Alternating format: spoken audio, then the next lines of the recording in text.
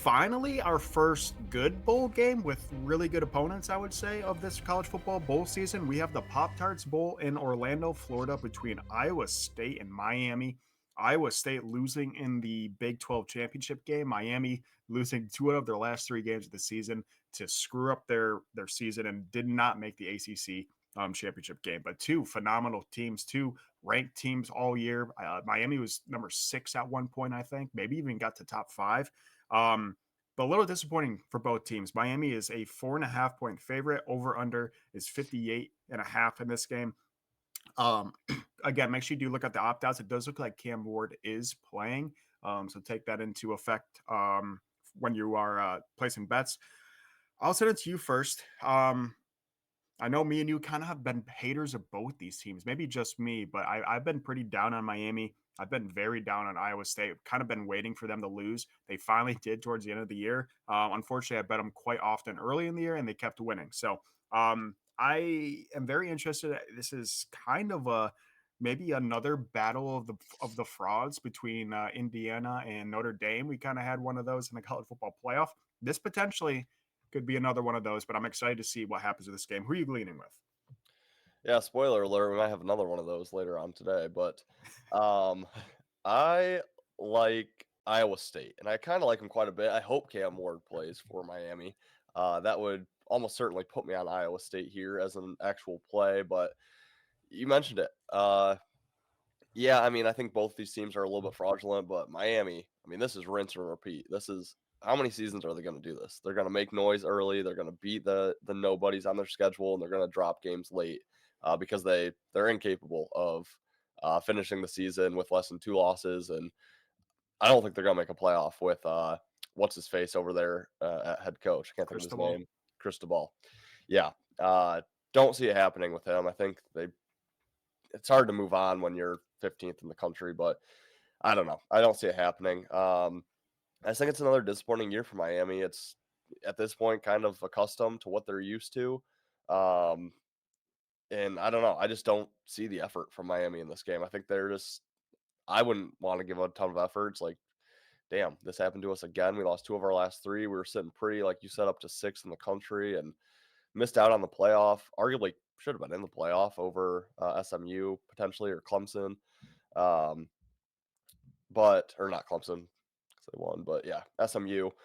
You look at Iowa State. I mean, it's hard to play them. It's hard to know what they're going to come with here after um, losing their game to Arizona State in their conference championship game. But ultimately, I just think Iowa State's the better team, and they're catching 3.5 points. So, I think Miami has it's a big brand, has a big name to it. I think public is drawn to Miami. Cam Ward is an electric quarterback. But ultimately, I do think Iowa State is better. I think they have the better defense. They're getting points here. So I like Iowa State quite a bit in this game. I think they win it outright, but I'll take the 3.5. Yeah, I'm right there with you. Iowa State. I'll take a money line. I think they're going to win this game outright. Both coaches have struggled in bowl games. Campbell for Iowa State and Cristobal for Miami have not been great in the bowls, but I just think Iowa State's a better coach team. I agree with you. I think they're the better played team. And I think the real problem with Miami is as soon as they face adversity, and this has been Miami's problem since what 2002 is that the last time they were relevant? 2004 maybe. Is when they face adversity and start losing or get down in games, they just completely give up. There's no fight from Miami. It's been the same problem. It's 100% a culture problem that they can't fix in Miami.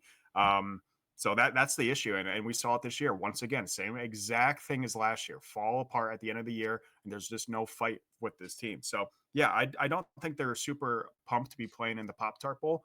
Iowa State was not ranked this season, got up, I think, maybe to the top 11, 12, maybe in the top 10. And yeah, Iowa State maybe had bigger aspirations, but Miami, I think, was preseason like number 10. They were top 10. So I think Iowa State has a lot more to play for. I think they care more. Again, better coach. I'll take them.